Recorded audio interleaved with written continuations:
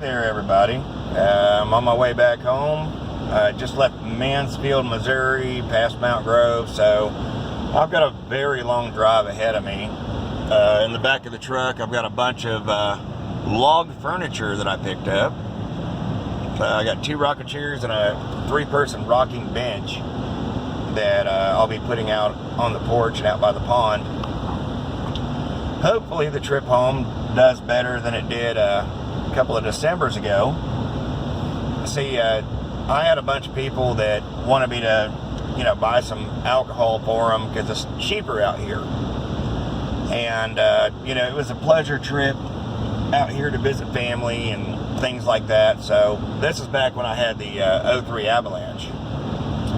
Anyway, come out here for Christmas and, like I said, I bought a bunch of alcohol and beer and everything. I mean, you can get a 5th of Jack Daniels out here for like $14, and it's $26 to $30 in Tennessee. So I bought a bunch of it. A couple of the friends I knew wanted me to buy a bunch of it so they could give it to, family members and friends for Christmas. And I probably had about $600 worth of hard alcohol in the back of my truck. Well, while I was out here, I had a couple of friends that were kind of hurting for money. So I wound up buying a couple of rifles and a pistol and a compound bow while I was out here. And anyway, visiting my mom for Christmas, she knows I'm a hunter and everything. And she had bought me a meat grinder and a deli slicer. So I had all this stuff in the back of my truck. And I had a cover on the truck. Well, I left my mom's house, and I got about, I'd say about 150 miles out, and I bought me a Diet Dr. Pepper. You can see where this story is going. And I went to open the Dr. Pepper. About that time I hit a bump in the highway. The Dr. Pepper went flying, and I wore the entire bottle of Diet Dr. Pepper. I'm like, great, now I'm just covered with soda and I'm sticky and So I pulled off at a Walmart and looked in the back seat of my truck to get my clothing bag out so I could at least change. And I realized I had left my clothes at my mom's house. Yee-haw.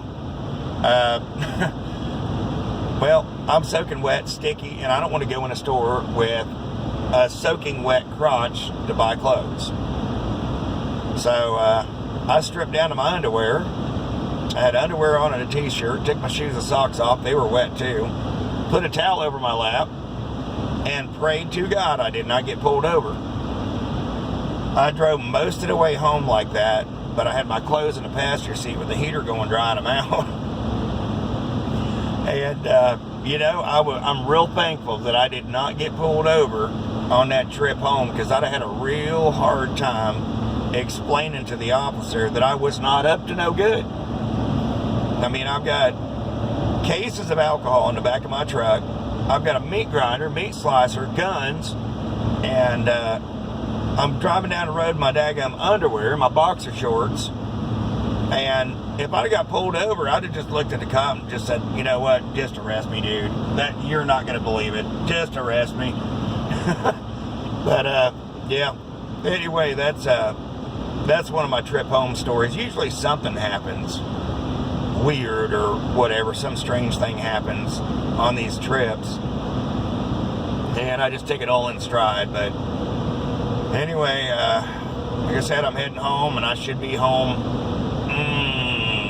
between 11 and midnight tonight, and then I'll catch me a nap, and I can start going through the parts that I ordered for the drift cart and see about getting it started up and put together. And of course I'm going to have to mow and do some housework in the morning and all that, so it's probably going to be tomorrow afternoon before I can start on working on it. But at least I'll be going home, and my mom's doing all right. She does not like the dialysis or the physical therapy she's doing, but she did go see the doctor this morning and the physical therapist, and they're talking about she's going to have to be in that care facility for about 3 months. And then she should be good enough to be released to go home. So, anyway, guys, we'll see y'all later. Y'all take care, be safe, and have fun. Don't get in trouble.